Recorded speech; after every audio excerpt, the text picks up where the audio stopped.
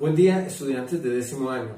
El presente video es una continuación del tema anterior relacionado con la descolonización de Asia y África y la independencia de la India. En este video deseo retomar algunos aspectos del tema anterior y poder profundizar otros relacionados principalmente con la India y la independencia de esta nación.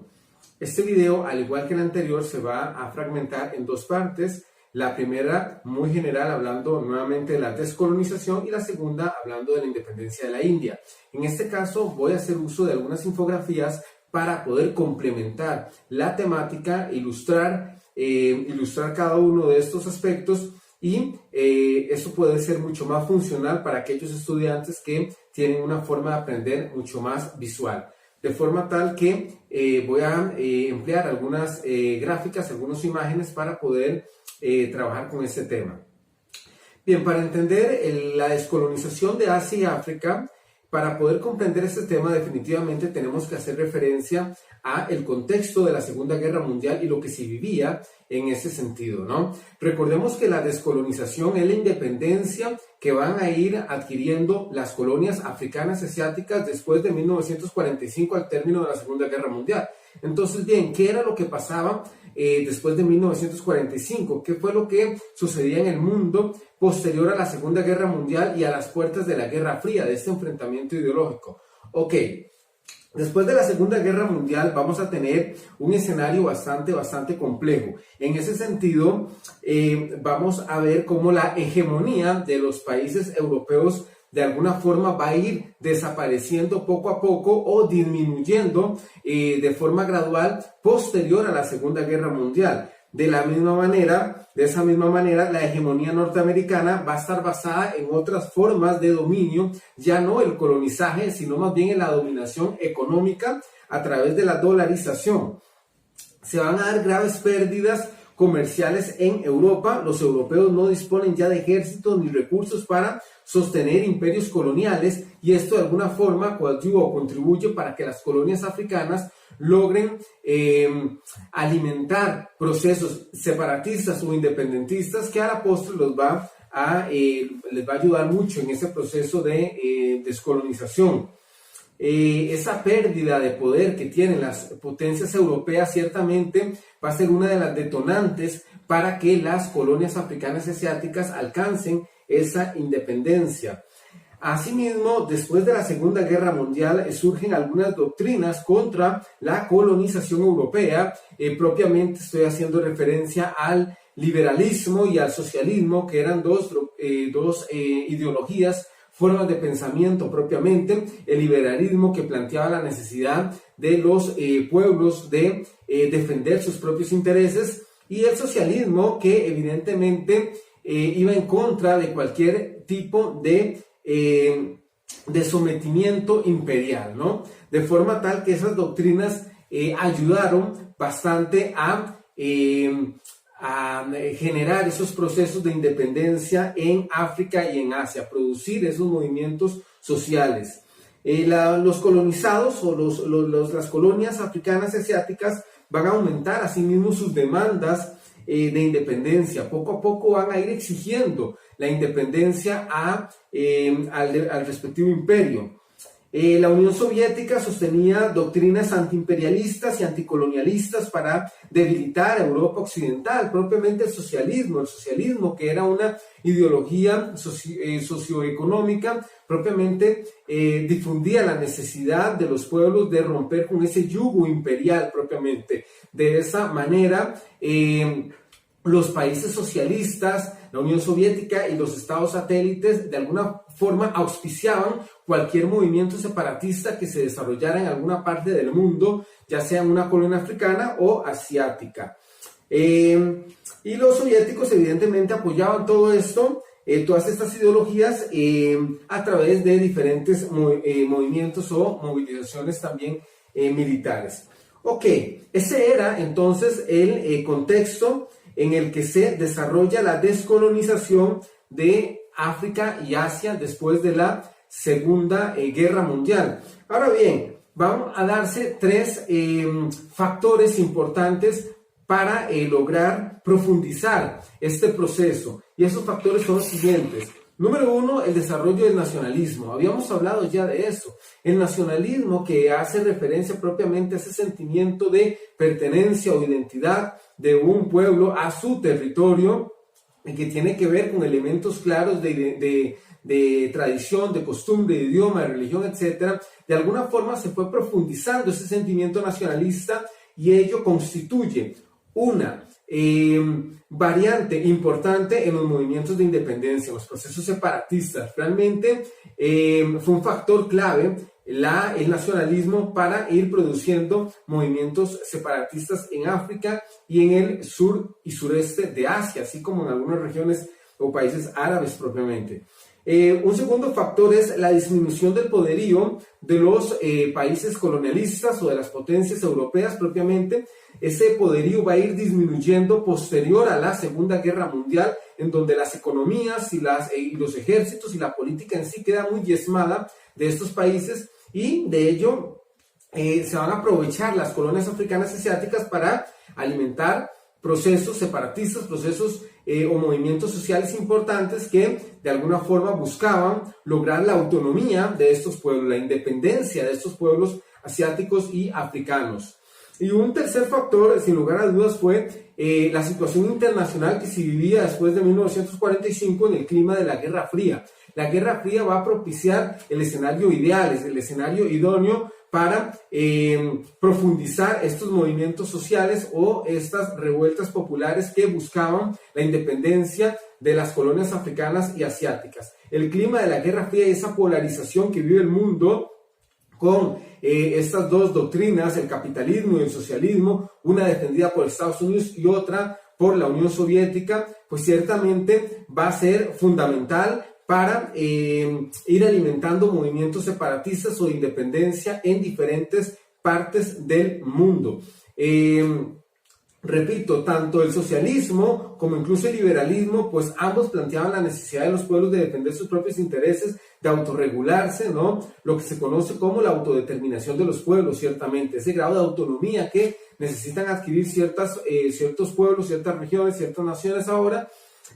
Ambas ideologías realmente defendían esa línea, de forma tal que la Guerra Fría o ese clima de la Guerra Fría fue ideal, definitivamente fue ideal para alimentar procesos separatistas o independencia en Asia, en algunas regiones árabes y en el continente africano propiamente. Vamos a ver entonces cuáles fueron las causas. Si tuviéramos que ilustrar las causas de la descolonización, tenemos que analizar las siguientes. Primero, la divulgación de nuevos sistemas y movimientos ideológicos que fueron aprovechados por las colonias para su beneficio, ¿verdad? Ya hablamos del liberalismo, que plantea, repito, la clara necesidad que tienen los pueblos de defender sus propios intereses, pero también el socialismo que propone que va en contra, de cualquier forma de colonización.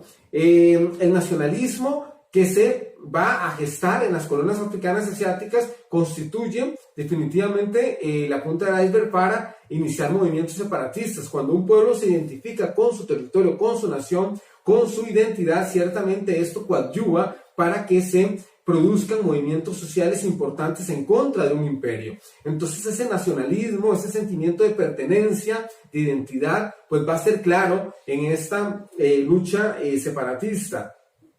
La promulgación de la Carta del Atlántico, que lo mencioné en un video anterior, también fue una justificación importante para entender los procesos de descolonización de África y de Asia. La Carta del Atlántico va a ser un documento firmado por el presidente Franklin Roosevelt y el primer ministro británico Winston Churchill en medio del Océano Atlántico, en el cual se hacía referencia a la autodeterminación de los pueblos, ¿no? Propiamente lo que buscaban estas naciones es pasar o de alguna forma dejar de lado esa dominación imperial y pasar a nuevas formas de dominación que tienen que ver más con el aspecto económico y comercial. Y la Carta del Atlántico pues evidentemente constituye un aspecto más para justificar esos movimientos de independencia.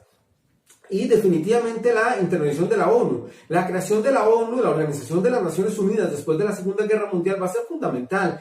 en este proceso de descolonización, toda vez que la ONU tenía una oficina de descolonización que era la encargada de, evidentemente, darle seguimiento a todos estos países que buscaban la independencia. Así que la ONU va a jugar un papel clave en ese sentido también. Estas fueron algunas causas que de alguna forma propiciaron la descolonización de África y Asia. ¿Cómo se produjo este proceso? En dos etapas, como lo vamos a apreciar aquí, en dos etapas. La primera fase se desarrolla en el continente asiático y la segunda fase en el continente africano. La primera fase es a partir de 1945 y hasta 1955, 1960 en Asia. La segunda etapa es en África a partir de 1955. Lo cierto del caso es que el éxito de la primera etapa, el éxito de la descolonización en Asia, principalmente en algunas regiones muy marcadas como la India, Pakistán, Vietnam, entre otras, el éxito que tuvo la independencia en esta zona, pues va a ser clave para lograr la descolonización en las regiones africanas también. Entonces, bueno, la principal característica de la primera fase de la descolonización es esa, que se produce en el continente asiático, ¿no? Y en donde juega un papel clave la India en ese proceso de independencia y de lucha social importante para alcanzar ese grado de autonomía propiamente. La India, que se independizó en 1947, y Pakistán, en ese momento se da la partición de la India y Pakistán, Birmania en el 48, Indonesia, Vietnam en el 54. Estas regiones van a ser claves para de alguna forma llevar un mensaje claro al mundo y al continente africano de lo que se tenía que hacer, de forma tal que el éxito de la primera fase de la descolonización va a ser clave para entender cómo se desarrolla la descolonización en el continente africano.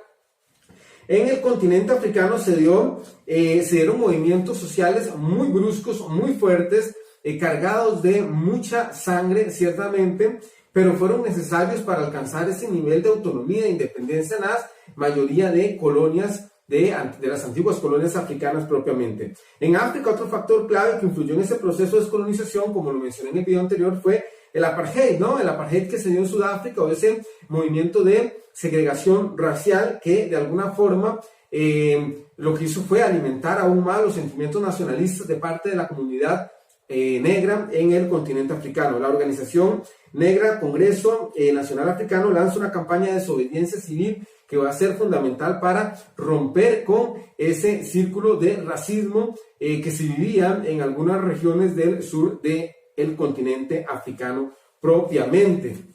Y haciendo referencia a la descolonización de África propiamente, sería importante analizar este nuevo infograma. Como podemos ver, la descolonización de África estuvo estimulada por las convulsiones de la Segunda Guerra Mundial. Claramente el clima de la Segunda Guerra Mundial, el debilitamiento que sufren las potencias europeas posterior a la Segunda Guerra Mundial, va a ser una detonante para iniciar con esos movimientos separatistas en el continente africano. El ejemplo de la independencia de los países árabes en Oriente Próximo también va a ser clave para entender esa descolonización en África. El panarabismo, que era un movimiento político que promovía la unión de todos los países de lengua árabe y civilización musulmana, también de alguna forma coadyuva para que se desarrolle un movimiento parecido en África, conocido como el panafricanismo. El panafricanismo, que era un movimiento político, filosófico y cultural que plantea la hermandad de los pueblos africanos, así como la defensa de sus derechos. Ese movimiento va a ser de alguna forma alimentado por la OUA, que es la Organización de la Unión Africana, fundada en 1963, como ustedes pueden apreciar, y entender que los movimientos de independencia que se dan en el norte de África propiamente, la independencia pacífica de Marruecos y Túnez en el 56, fue necesaria para, de alguna forma, propiciar que el germen de la descolonización, de la independencia, pues se lograra difuminar por todo el continente africano. Así se dio también en Argelia entre el 54 y el 62 en la guerra de Argelia.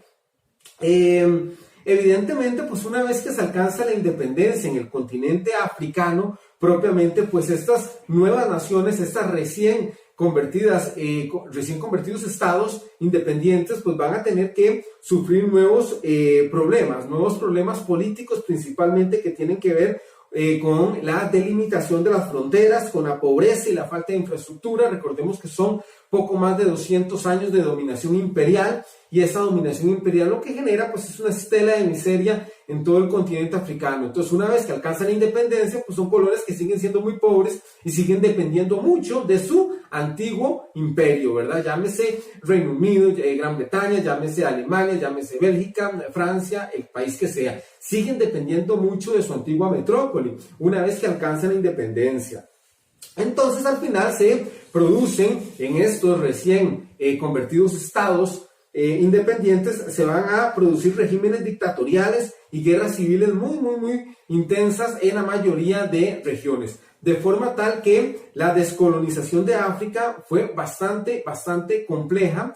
Fue bastante compleja en el sentido de que estuvo teñida de mucha sangre. Ahora bien, entender entonces que la descolonización es un proceso de independencia que fueron adquiriendo las colonias asiáticas africanas después de la Segunda Guerra Mundial, que el clima convulso de la Segunda Guerra Mundial y ese debilitamiento de la hegemonía imperial va a ser necesario para que se produzcan los movimientos separatistas o de independencia en prácticamente toda África y el sur y sureste del continente asiático, así como las regiones árabes propiamente, que también están incluidas dentro de este proceso de descolonización. Entender que se llevó a cabo en dos etapas.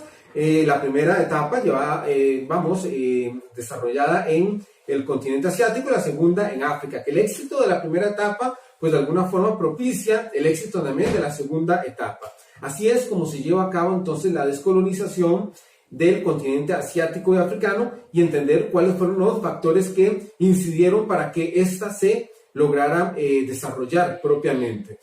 Ahora bien, en el siguiente video voy a hacer referencia a la independencia de la India. Voy a profundizar algunos detalles de la independencia de la India que quizás pudieron haber quedado de lado en el video anterior, y también voy a apoyarme en algunas infografías para que ustedes puedan ir ilustrando la temática.